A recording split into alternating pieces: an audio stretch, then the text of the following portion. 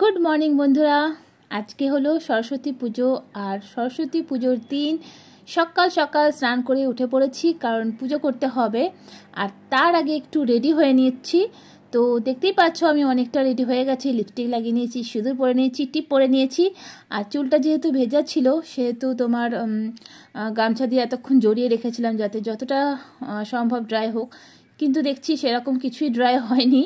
তো যাই হোক, সেই জন্য একটু সিরাম লাগিয়ে নেব, কারণ উইদাউট সিরাম লাগিয়ে ভেজা চুলে কম্বিং করা একটু অসুবিধা হয়। তো সেই জন্য আমি লাগাবো, আমি যেটা রেগুলার ইউজ করি, স্ট্রিটের হেয়ার সিরাম।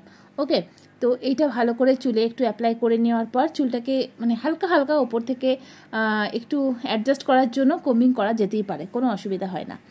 আর হ্যাঁ, তোমরা বলছিলে যে দিদি সরস্বতী ঠাকুর সাজো, তো সেই জন্য আজকে স্পেশালি এই সাদা শাড়িটি পরেছি, যাতে সরস্বতী ঠাকুর সাজি না সাজি, কিন্তু সরস্বতী পুজোর দিন সাদা বা হলুদ কাপড় না পরলে যেন ঠিক সরস্বতী পুজো মানায় না, তাই না? তো সেই জন্য আজকে এই শাড়িটা পরে নিয়েছি।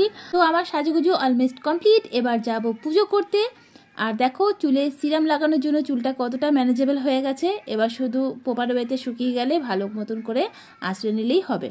তার আগে আমি পরে নেবো একটু আলতা, কারণ যে কোনো পুজো অনুষ্ঠানে আলতা না পরলে যেন ঠিক মানায় না, আর সাজটাও যেন ঠিক মতন কমপ্লিট হয় না, তাই না?